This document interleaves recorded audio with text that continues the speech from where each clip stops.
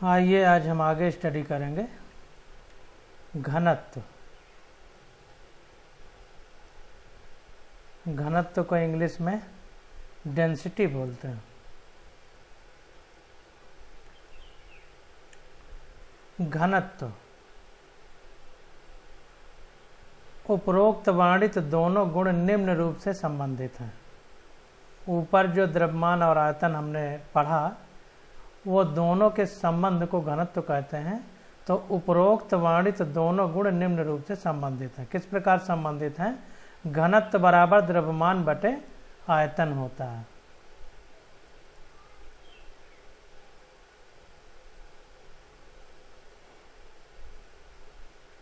घनत्व equal to द्रव्यमान बटे आयतन।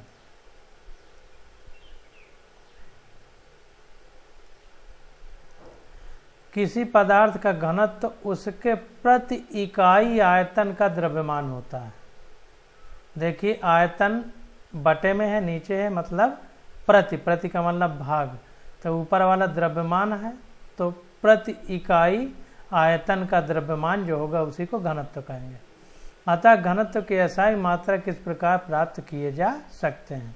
जैसे घनत्व का एसआई मात्रक इक्वल टू द्रव्यमान का एसआई मात्रक अपान आयतन का एसआई मात्रक।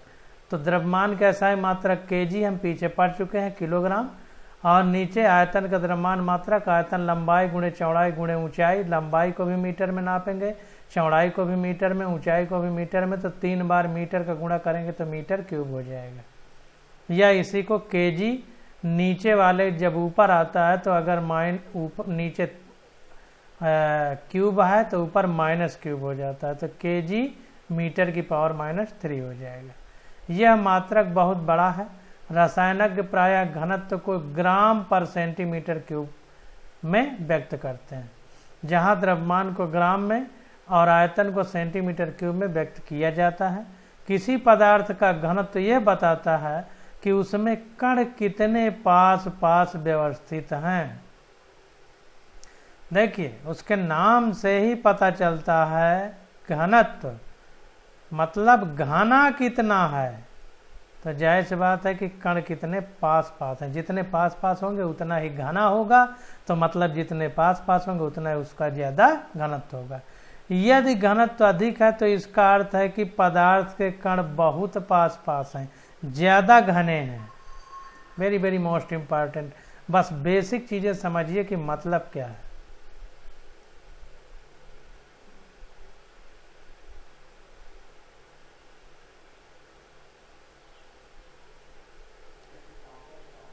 अब आगे देखिए है तापमान। इंग्लिश में इसको बोलेंगे टेम्परेचर। टेम्परेचर तो ताप को मापने के 3 सामान्य पैमाने हैं। डिग्री सेंटीग्रेड जिसको डिग्री सेल्सियस कहते हैं, डिग्री फ़ारेनहाइट और केल्विन। देखिए ध्यान दीजिए, डिग्री सेंटीग्रेड डिग्री फ़ारेनहाइट, लेकिन केल्विन में डिग्री नहीं लगा है। इस बात को ध्यान देना है। कुछ लोग डिग्री केल्विन कहने लगते हैं। तो ये 3 पैमाने हमको पढ़ने हैं जिनके द्वारा हम ताप यानी टेम्परेचर को नापेंगे। यहाँ केल्विन एसआई मात्रक है। इस पैमाने पर आधारित तापमापियों को चित्र 1.8 में दिखाया गया है। केल्विन एसआई मात्रक के पीछे हम लोग सारणी में पढ़ चुके हैं जो टेबल बनी थी। साधारणतया सेल्सियस पैमाने वाले तापमापियों को 0 डिग्री से 100 डिग्री तक अंशांकित किया जाता है। तो इस बात को ध्यान देना है कि जो सेल्सियस में रहता है उसको 0 डिग्री से 100 डिग्री तक मतलब उसमें चिन्ह बने रहते हैं। ये देखिए सेल्सियस है, यहाँ 0 डिग्री शुरू होकर के 100 डिग्री का चिन्ह बना है। यहाँ से दोनों ताप क्रमशः जल के हिमांक और क्वथनांक हैं। देखो 0 डिग्री सेंटीग्रेड पर पानी हिम में बदल जाता है यानी बर्फ में बदल जाता है। तो इसको हिम का अंक 0 जो है अंक में होता है, 25 अंक है, इसीलिए इसको हिम अंक यानी हिमांक कहते हैं। और 100 डिग्री सेंटीग्रेड पर चूंकि पानी उबलने लगता है, उबलने को क्वथन कहते हैं, तो इसी को क्वथन का अंक यानी क्वथनांक कहते हैं। तो 100 डिग्री 0 डिग्री से 100 डिग्री सेंटीग्रेड तक इसका पैमाना होता है सेल्सियस का। यहाँ के दोनों ताप क्रमशः जल के हिमांक और क्वथनांक हैं।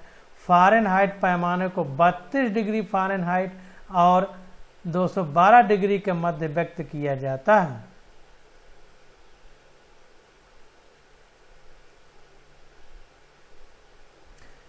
तो फ़ारेनहाइट में जो होता है यहाँ पर देखिए 32 डिग्री और 212 डिग्री सेंटीग्रेड तक, नीचे 32 डिग्री पर चिन्ह लगा है फ़ारेनहाइट, ऊपर 212 डिग्री पर। तो जो 100 डिग्री का मतलब है सेल्सियस में, वही 212 डिग्री का मतलब है फ़ारेनहाइट में। जो 0 डिग्री का मतलब है सेल्सियस में, वही 32 डिग्री फ़ारेनहाइट मतलब है 32 डिग्री का फ़ारेनहाइट में। इसको ध्यान देना है। अब कैसे फ़ारेनहाइट को सेल्सियस में बदलेंगे, तो उसका यह फार्मूला लिखा है। तो इन दोनों पैमानों पर ताप एक दूसरे से निम्नलिखित रूप से संबंधित होते हैं। तो ये आपको ये है, इसको इम्पॉर्टेंट है, इसको याद करना है। केल्विन पैमाना सेल्सियस पैमाने से इस प्रकार संबंधित होता है। तो जो केल्विन होता है वो सेल्सियस से 273.15 ज़्यादा बड़ा होता है, इसीलिए सेल्सियस की तरफ अगर इसको जोड़ दिया जाए तो केल्विन इसके बराबर हो जाएगा। तो इसको भी हमें समझना है।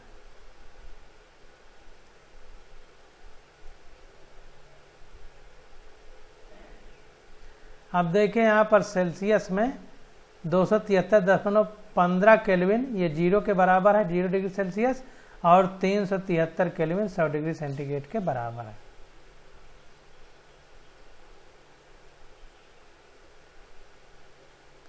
यह जानना रुचिकर होगा कि 0 डिग्री सेंटीग्रेड से कम ताप अर्थात ऋणात्मक मान सेल्सियस पैमाने पर तो संभव है, परंतु केल्विन पैमाने पर ताप का ऋणात्मक मान संभव नहीं है। Very very most important.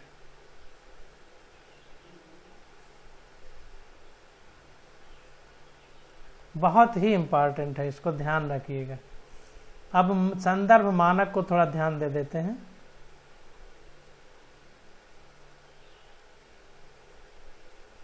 संदर्भ मानक को हम इंग्लिश में रेफरेंस स्टैंडर्ड बोलेंगे।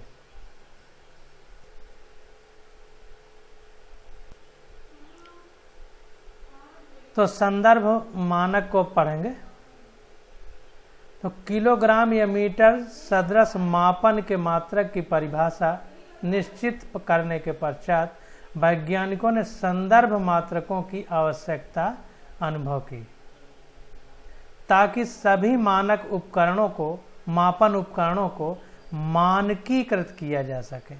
मीटर, छड़ों, विश्लेषीय तुलाओं आदि उपकरणों को उनके निर्माताओं द्वारा अंशांकित किया गया है, ताकि वे विश्वसनीय मापन दे सकें। परंतु इनमें से प्रत्येक उपकरण को किसी संदर्भ के सापेक्ष मानकीकृत किया गया था। सन 1889 से द्रव्यमान का मानक किलोग्राम है, जो फ्रांस के सेब्रेस में प्लेटिनम इरिडियम सिलेंडर के द्रव्यमान के रूप में परिभाषित किया गया, जो भार तथा मापन के अंतर्राष्ट्रीय ब्यूरो में एक हवाबंद डिब्बे में रखा हुआ है। इस मानक के लिए PTIR यानी प्लेटिनम इरिडियम की मिश्र धातु का चयन किया गया है, क्योंकि यह रासायनिक अभिक्रिया के प्रति अवरोधी है। तो चयन क्यों किया गया है, इसको ध्यान देना है। ये रासायनिक क्रिया के प्रति अवरोधी है और अति दीर्घ काल तक इसके द्रव्यमान में कोई परिवर्तन नहीं आएगा, मतलब इसमें लंबे समय तक चेंज नहीं होगा, इसलिए इसको चुना गया है।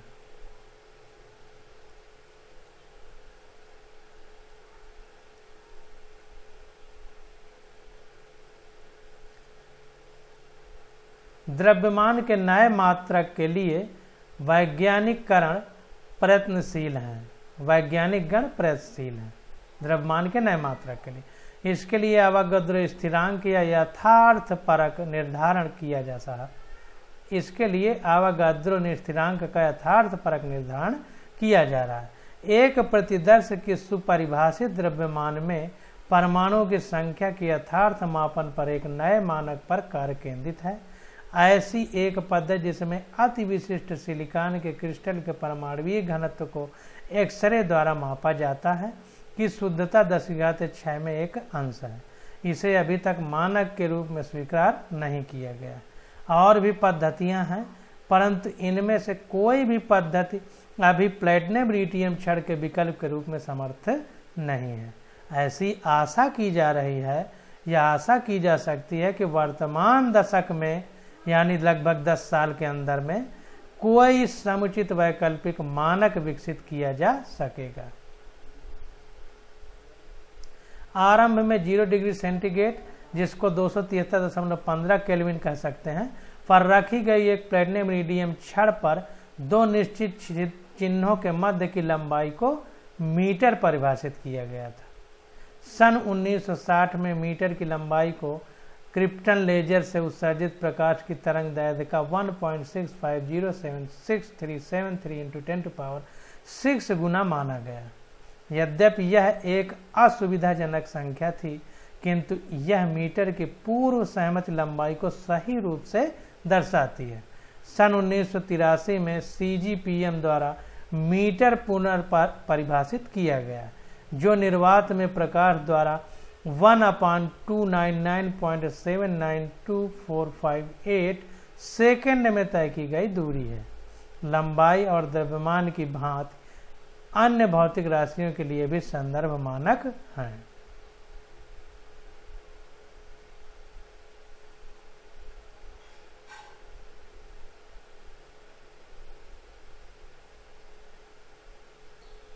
अब आगे देखते हैं मापन में अनिश्चितता,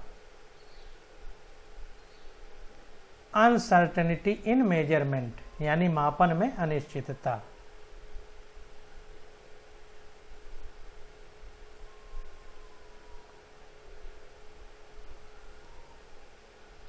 तो मापन में अनिश्चितता यानी अनसर्टेनिटी इन मेजरमेंट रसायन के अध्ययन में अनेक बार हमें प्रायोगिक आंकड़ों के साथ साथ सैद्धांतिक गणनाओं पर विचार करना होता है। संख्याओं का सरलता से संचालन करना तथा आंकड़ों को यथासंभव निश्चितता के साथ यथार्थ प्रस्तुत करने के अर्थपूर्ण तरीके भी हैं। इन्हीं मतों पर नीचे विस्तार से विचार किया जा रहा है। वैज्ञानिक संकेतन,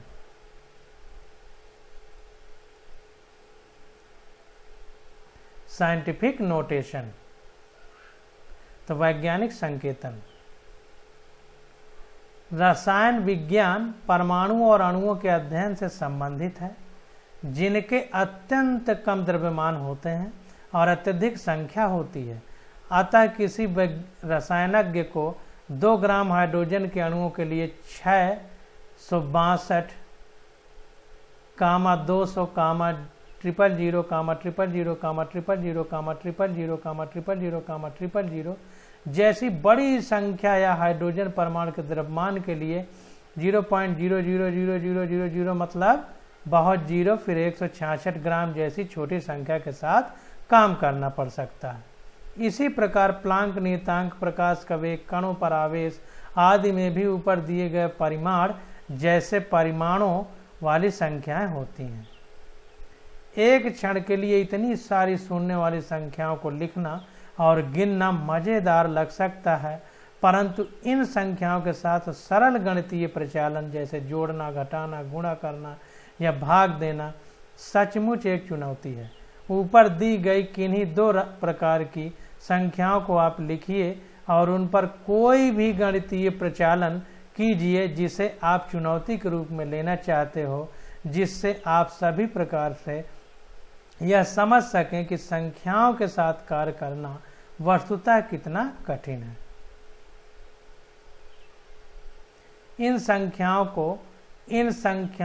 इन कठिनाइयों को इन संख्याओं के लिए वैज्ञानिक अर्थात चरघातांकीय संकेतन के उपयोग द्वारा हल किया जा सकता है। तो चरघातांकीय को इंग्लिश में एक्सपोनेंशियल नोटेशन कहते हैं। वैसे अगर देखा जाए तो नाम से ही पता चलता है चरघातांकीय मतलब नीचे कोई संख्या है उस पर कोई घात ऊपर लगा दी जाए, जैसे स्क्वायर, क्यूब ये सब लगाए जाते हैं।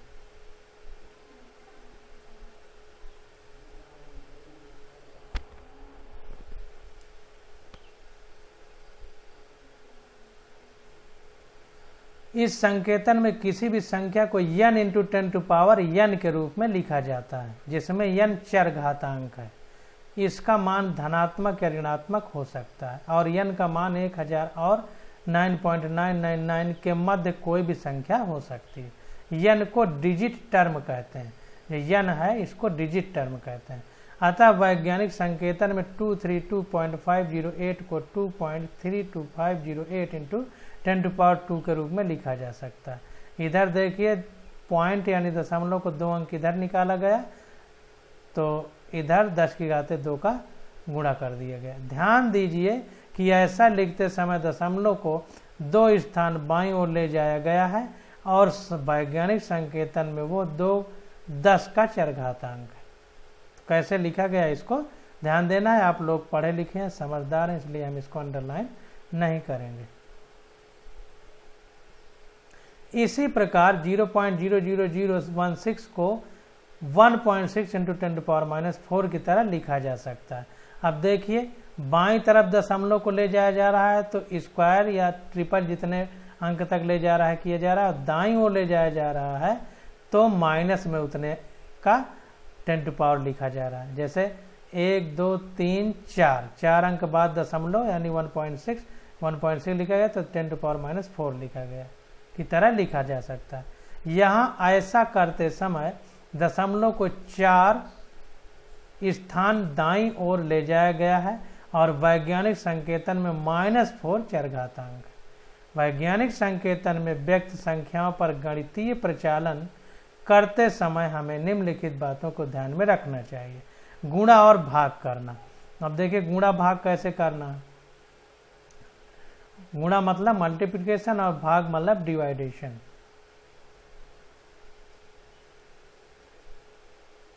तो गुणा एंड भाग को इंग्लिश में मल्टीप्लिकेशन एंड डिवीजन बोलेंगे।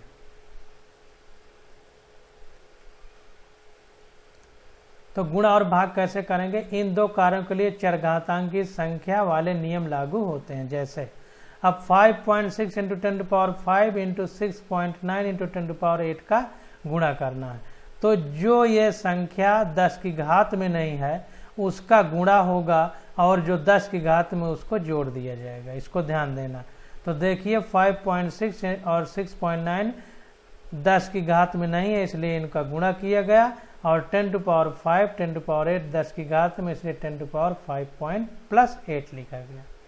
तो इसका गुणा हो जाएगा, ये जुड़ जाएगा तो 8 5 13 हो जाएगा और इसका गुणा होगा तो ये आ जाएगा। ये मान नीचे लिख दिया गया।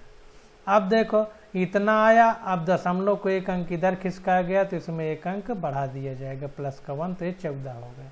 अगर हम इसको इधर ले जाते तो इसको घटा देते और 9.8 into 10 to power -2 into 2.5 into 10 to power -6 को गुणा करेंगे तो ये संख्या का गुणा होगा और 10 की घात वाले जोड़े जाएंगे। तो 9.8 इंटू 10 इंटू 2.5 अब 10 टू पावर -2 प्लस -6। इसको ध्यान दीजिएगा प्लस करके ब्रैकेट में लिखना है, नहीं तो आप गलती कर देंगे प्लस माइनस में, इसलिए को बहुत ध्यान देना। तो 9.8 into 10 into 2.5 into 10 to power -2। अब देखिए प्लस है अंदर माइनस, तो प्लस माइनस का गुणा माइनस तो -6 हो गया। तो ये आ गया गुणा करने पर इतने का 24.50 और ये माइनस में 2 है माइनस में 6 है तो माइनस का साइन लगेगा लेकिन आपस में जुड़ेंगे तो 10 टू पावर -8 आ गया। तो ये आ गया 2. अब देखिए 24.50 इंटू 10 टू पावर -8 है। अब पॉइंट को इधर ला रहे हैं तो हम इसमें 1 जोड़ देंगे, तो जब जोड़ेंगे 1 तो ये 1 कम हो जाएगा तो -7 हो जाएगा। देखने में लग रहा है जुड़ रहा है लेकिन वो घटेगा। तथा अब देखिए अब भाग के बारे में देखते हैं। तो 2.7 into 10 to power -3 upon 5.5 into 10 to power 4। अब देखिए इन दोनों का तो भाग होगा लेकिन इन दोनों में क्या होगा, ये नीचे वाला जब ऊपर जाएगा तो 10 की घात जो 4 है ये 4 के आगे प्लस है अभी तो ऊपर जाने पे माइनस लग जाएगा। तो ये देखिए 10 टू पावर ऊपर वाला -3 है, नीचे वाला 4 ऊपर आएगा तो प्लस है यहाँ पे तो ऊपर माइनस हो जाएगा तो -3 -4 हो जाएगा। तो ये आ जाएगा गुणा करने पर 0.4909 इंटू 10⁻³ प्लस -4 तो ये -7 हो जाएगा। तो ये आ जाएगा 4.909 इंटू 10⁻। अब देखिए ये पॉइंट इधर खिसकाया गया, इधर जाएंगे तो निगेटिव में 1 जुड़ेगा, इधर जाएंगे तो पॉजिटिव में 1 जुड़ेगा। तो इधर जा रहे हैं तो निगेटिव में 1 जुड़ा तो -7 -1 हो जाएगा तो -8 हो जाएगा। योग करना और घटाना, योग करना मतलब एडिशन, घटाना मतलब सब्सट्रैक्शन।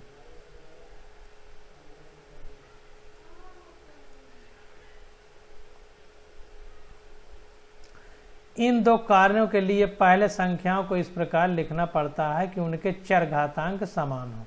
अब 10 टू पावर जो भी होगा पहले उनको हम एक समान कर लेंगे, तो ये बहुत इंपॉर्टेंट है।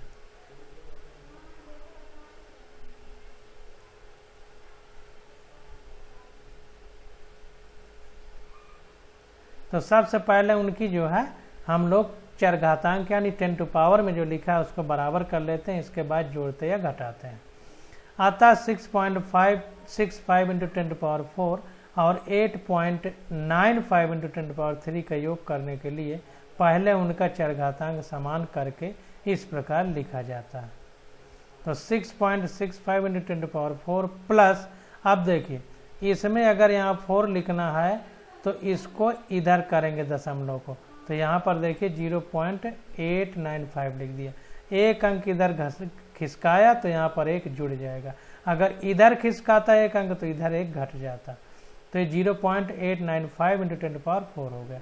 इसके बाद संख्याओं को इस प्रकार जोड़ा जा सकता है। अब कैसे, जैसे जोड़ते हैं सामान्य वैसे जुड़ जाएंगे यहाँ पर, और ये सेम रहेगा। देखिए जोड़ने में इस पर कोई फर्क नहीं पड़ेगा, ये संख्याएं केवल जुड़ेंगी। तो 6.65, अब इनमें ये 10⁻⁴ दोनों में कॉमन हो जाएगा, तो ये कॉमन ले लिया गया और ये जुड़ जाएंगे, तो ये जुड़ के ये हो गया और 10⁻⁴ वैसे लिख दिया गया, क्योंकि ये दोनों में कॉमन है तो कॉमन ले लिया गया। तो ध्यान देना है कैसे जोड़ना है, कैसे गुणा करना है, कैसे भाग करना है। इसी प्रकार दो संख्याओं को यूँ घटाया जा सकता है। अगर घटाना हो तो इसी प्रकार से, जैसे 2.5 इंटू 10⁻² है, -4.8 इंटू 10⁻³ है, तो सबसे पहले ये -2 -3 को या तो हम -3 दोनों में कर लेंगे या तो -2 दोनों में कर लेंगे। तो इसने -2 दोनों में किया है, तो ये देखिए सेम रहेगा। अब इसको -2 करना है तो पॉइंट को इधर घटाएंगे तो 1 जुड़ जाएगा। जब 1 जुड़ेगा -3 + 1 होगा, तो जुड़ने का मतलब 1 कम हो जाएगा तो -2 हो जाएगा। तो ये हमारा आ जाएगा 0.48 इंटू 10⁻², तो ये हो जाएगा। अब देखिए यहाँ पर -2 10⁻² कॉमन हो जाएगा और ये इसमें घट जाएगा, तो ये इसमें घट गया यहाँ पर 2.5 - 0.48, तो ये आ गया 2.02 इंटू 10⁻²। अब ये सबसे इम्पॉर्टेंट है हमारा सार्थक अंक, बहुत ही इम्पॉर्टेंट है ये सार्थक अंक। तो इसको हाईलाइट कर लीजिए आप लोग। सार्थक अंक, ये देखिए मिट जा रहा है, तो हम इसको छोटा करेंगे। आप इसको हाईलाइट कर लीजिएगा अपनी बुक में। तो सार्थक अंक,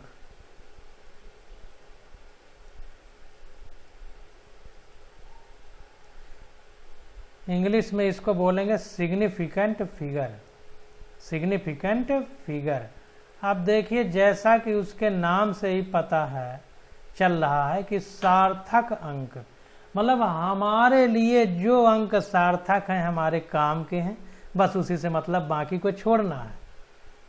तो सार्थक अंक, प्रत्येक प्रायोगिक मापन में कुछ ना कुछ अनिश्चितता अवश्य होती है।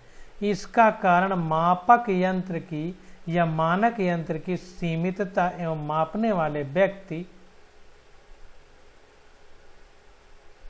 की दक्षता, मतलब कुछ, जैसे वो कहावत है, कुछ गुड़ ढीला कुछ बनिया, मतलब कुछ नापने वाले यंत्र में कमी रह गई, कुछ हमारी बुद्धि काम नहीं की, तो दोनों में दक्षता। उदाहरणार्थ किसी वस्तु का द्रव्यमान सामान्य तराजू से 9.4 ग्राम आता है यदि इसका द्रव्यमान वैश्लेषिक तुला से 9.4213 ग्राम मापा जाता है। तो अगर हम वैश्लेषिक तुला से नापते हैं तो 9.4213 ग्राम आता है, अगर सामान्य तराजू से नापते हैं तो 9.4 ग्राम आता है।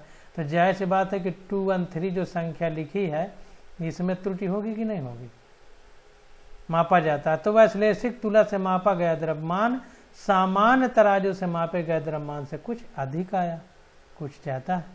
अतः सामान्य तराजू से प्राप्त द्रव्यमान के मान में दशमलव के बाद वाले अंक 4 में अनिश्चितता है।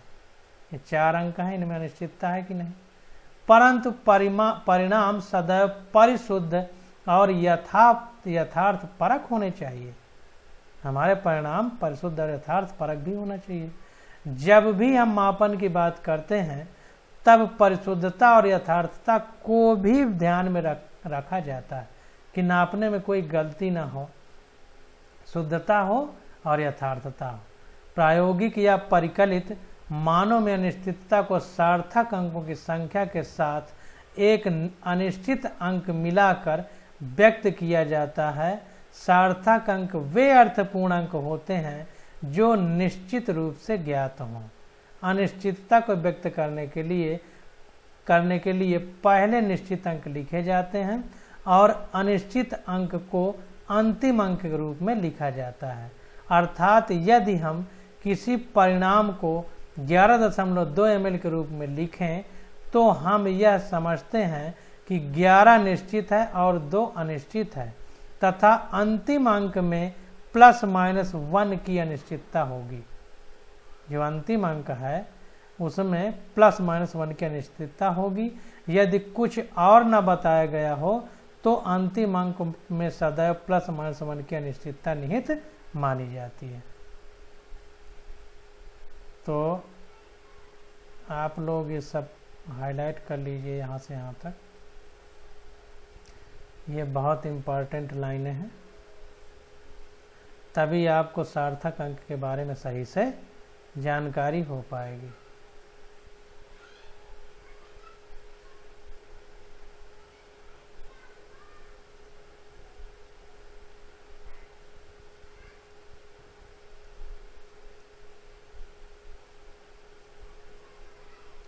सार्थक अंकों को निर्धारित करने के कुछ नियम हैं जो यहाँ दिए जा रहे हैं। सार्थक अंक मतलब सिग्निफिकेंट फिगर, इसको ध्यान रखना। तो सिग्निफिकेंट सार्थक अंक यानी सिग्निफिकेंट को नंबर को निर्धारित करने के कुछ नियम हैं जो यहाँ दिए जा रहे हैं। तो देखिए नियम पूरे आपको समझने हैं। सभी गैर शून्य अंक सार्थक होते हैं। उदाहरण के लिए 285 सेंटीमीटर में 3 सार्थक अंक हैं और 0.25 ml में 2 सार्थक अंक हैं। तो सभी गैर जीरो अंक सार्थक होते हैं। बहुत इंपॉर्टेंट कि जो शून्य नहीं है वो सब सार्थक अंक के अंतर्गत आएंगे। प्रथम गैर शून्य अंक से पहले आने वाले शून्य सार्थक अंक नहीं होते। प्रथम गैर शून्य अंक से पहले आने वाले शून्य सार्थक अंक नहीं होते। जैसे ऐसे शून्य केवल दशमलव की स्थिति को बताते हैं, अतः 0.03 में केवल 1 सार्थक अंक है और 0.0052 में 2 सार्थक अंक। तो देखिए अब हम तो जब पढ़ते थे तो हम कैसे याद करते थे वो अलग मुद्दा है, और आपको कैसे याद करना है वो हम बता दे रहे हैं। हम इसी तरीके से याद करते थे और आप भी चाहेंगे तो इसी तरीके से याद हो जाएगा। तो हम देखिए इसको ऐसे याद करते थे कि अब चूंकि दशमलव हमें शो करना है तो ये 0 लिखना हमारा मजबूरी है। तो जो मजबूरी है वो सार्थक अंक नहीं है और जो जरूरी है वो सार्थक अंक है। अब देखिए यहाँ 30 के बाद 0 होता तो वो जरूरी था तो वो सार्थक अंक होगा, लेकिन 3 के पहले 0 है दशमलव की स्थिति शो करने के लिए, क्योंकि हमारी मजबूरी है कि दशमलव शो करना है कि 2 अंक बाद है, तो ये 0 लगाया गया, इसलिए सार्थक अंक के अंतर्गत नहीं आएगा। 2 गैर शून्य अंकों के मध्य स्थित शून्य सार्थक अंक होते हैं। दो गैर शून्य अंकों के मध्य दो गैर शून्य अंकों के मध्य स्थित शून्य सार्थक अंक होते हैं। अगर दो शून्य नहीं है जो अंक उनके बीच का शून्य है तो सार्थक हो गए। जैसे 2.005 में ये 00 सार्थक मान लिए जाएंगे और 4 सार्थक अंक होंगे।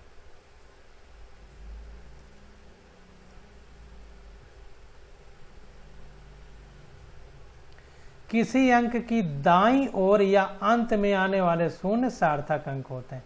अब देखिए हमने बताया था भाई जरूरी और मजबूरी।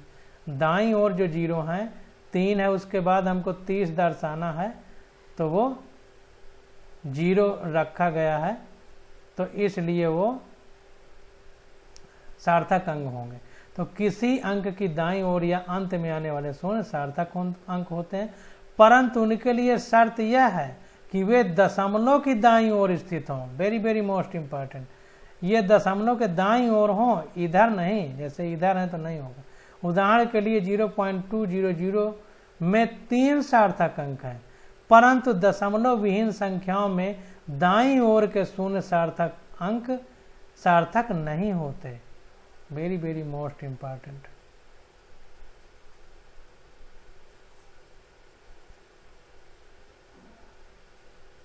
अब देखिए ये जैसे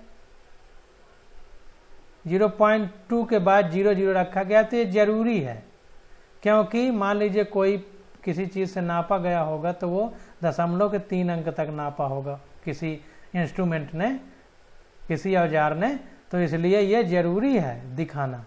लेकिन ये हमारी मजबूरी है, क्योंकि हमें 100 लिखना है तो 1 के बाद 00 लिखेंगे, तो ये मजबूरी है, इसलिए ये सार्थक अंक नहीं। जो जरूरी है वो सार्थक अंक है, जो मजबूरी है वो सार्थक अंक नहीं है।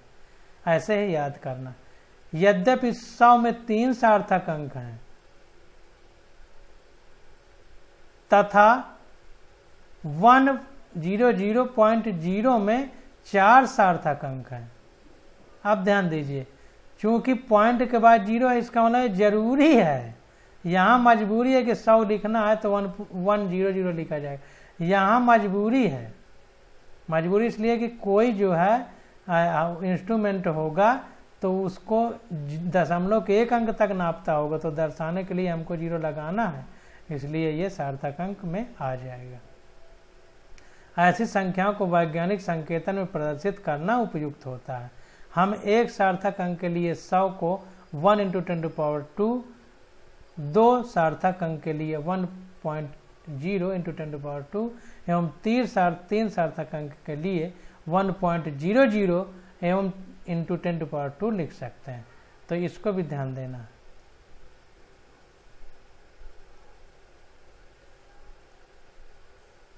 सार्थक अंक ही अपने में बहुत इंपॉर्टेंट है, इसके बगैर आके नहीं पढ़ सकते, नीट में पूछा जाता है। तो यहाँ पर देखिए 1 × 10⁻², ये इस संख्या से मतलब नहीं है जो पावर में लिखी गई है, इस संख्या से मतलब है कि ये अकेले है। यहाँ पर 1.0 लिख दिया गया तो 2 सार्थक अंक हो गए, इसलिए क्योंकि यहाँ पर जो है हो सकता है कोई इंस्ट्रूमेंट दशमलव के बाद नापा हो, यहाँ दशमलव के 2 अंक तक नापा हो, तो इनको हमें गिनना पड़ेगा।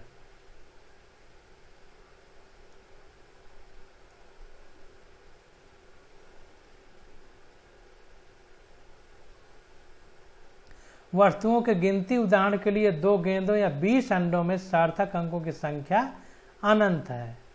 वस्तुओं की गिनती, उदाहरण के लिए 2 अंडों या 20 अंडों में सार्थक अंकों की संख्या अनंत है, क्योंकि ये दोनों ही यथार्थ परक संख्याएं हैं और इन्हें दशमलव लिखकर उनके बाद अनंत शून्य लिखकर व्यक्त किया जा सकता है।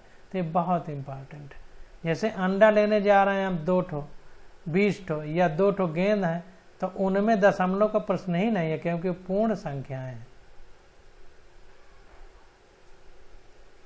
तो जैसे 2.2 लिखें या 2.000 या 20 लिखें या 20.000, जितना भी वैज्ञानिक संकेतन में लिखी संख्याओं में सभी अंक सार्थक अंक होते हैं। अर्थात 4.01 × 10⁻² में 3 और 8.256 × 10⁻³ में 4 सार्थक अंक हैं। तो यहाँ पर ध्यान देना है कि वस्तुओं की अगर गिनती करेंगे, उदाहरण के लिए जैसे 2 अंडे, 2 गेंद हैं, या 20 अंडों में सार्थक अंकों की संख्या अनंत है, क्योंकि ये दोनों ही यथार्थपरक संख्याएं हैं, मतलब पूर्ण संख्याएं हैं। इनको दशमलव लिखने की कोई जरूरत नहीं, क्योंकि अंडे 2 ही हो सकते हैं, अंडे दशमलव में नहीं हो सकते। गेंद 20 जो है वो 20 ही, या 20 अंडे हैं जो भी हो वो उतना ही रहेगा, इसको ध्यान देना। तो इनमें सार्थक अंकों की संख्या अनंत है।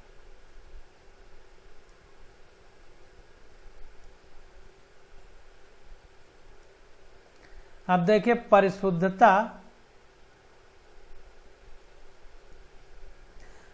परिशुद्धता किसी भी राशि के विभिन्न मापनों के समीप को व्यक्त करती है। कितना हमने शुद्ध नापा, मतलब कितना एक्यूरेसी है, तो वो कितना, मान लीजिए 10 ml है तो 10 ml के करीब, उतना ही करीब होंगे, उसको परिशुद्धता का। परंतु यथार्थपरकता किसी विशिष्ट प्रायोगिक मान के वास्तविक मान से मेल रखने को व्यक्त करती है। जैसे उदाहरण के लिए, यदि किसी परिणाम का सही मान 2.00 ग्राम है और एक विद्यार्थी का 2 मापन करता है, उसे वो 1.95 ग्राम और 1.93 ग्राम परिणाम प्राप्त होते हैं। एक दूसरे के बहुत पास होने के कारण ये मान परिशुद्ध हैं, परंतु यथार्थपरक नहीं है। ध्यान दीजिए, परिशुद्ध हैं परंतु यथार्थपरक नहीं है। दूसरा विद्यार्थी इन्हीं 2 मापनों के लिए 1.94 ग्राम और 2.05 ग्राम परिणाम प्राप्त करता है। ये दोनों परिणाम ना तो परिशुद्ध हैं और ना ही यथार्थपरक है। क्यों? क्योंकि ये देखिए जो इसने नापा है ये बहुत अंतर कम है, 1.95 1.93। इसने जो नापा है इसमें बहुत अंतर है, 1.94 ग्राम और 2.05 ग्राम अंतर ज्यादा है। तो इसलिए यह न परिणाम न परिशुद्ध है और न ही यथार्थपरक है। अब देखिए तीसरा विद्यार्थी है। तीसरे विद्यार्थी को इन मापनों के लिए 2.01 ग्राम और 1.99 ग्राम परिणाम प्राप्त होते हैं। ये मान परिशुद्ध भी हैं और यथार्थपरक। देखिए बहुत करीब है, 2.00 ग्राम है तो 2.01 ग्राम और 1.99 ग्राम। ये 1 अंक कम है और ये 1 अंक ज़्यादा है पॉइंट में, 0.0 के बाद। अतः ये मान परिशुद्ध भी हैं और यथार्थपरक भी हैं। इसे तालिका 1.4 से और आसानी से समझा जा सकता है।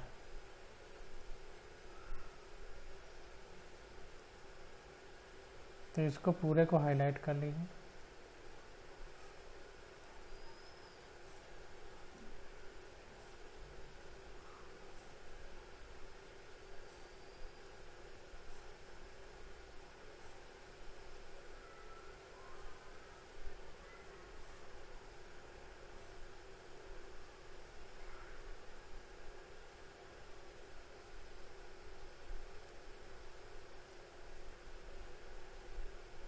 तो इसमें देखिए दिया गया है आंकड़ों की परिशुद्धता और यथार्थता का निरूपण। छात्र का 1.95 नापा और 1.93 दूसरे प्रयोग में, तो औसत इसका आ गया 1.940। कैसे निकाला गया? इनको दोनों को जोड़ के बटे 2 करना है। 2 राशियां हैं तो बटे 2 हो जाएगा। छात्र का 1.94 और दूसरी, ये पहले प्रयोग में 1.94 प्राप्त किया, दूसरे प्रयोग में 2.04। तो इसमें औसत निकाला गया तो 1.94 प्लस 2.05 बटे 2 हो जाएगा अपान 2, तो 1.995 आ गया। छात्र ग देखिए 2.01 नापा, दूसरे में 1.99।